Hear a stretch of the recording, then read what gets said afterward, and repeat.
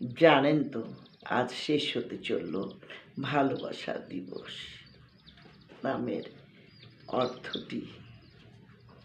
ভালোবাসা একটি শব্দ, একটি মানে বহন করে অনেক বড়, কিন্তু আমার কাছে কোনো অর্থই বহন করে না ভালোবাসার।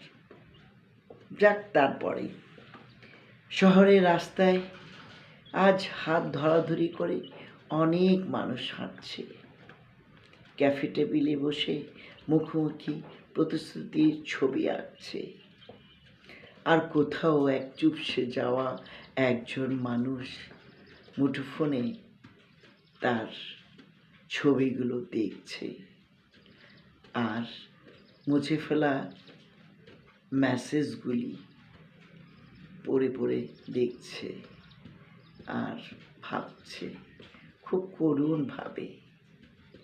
ভালোবাসা দিবস তো তাই।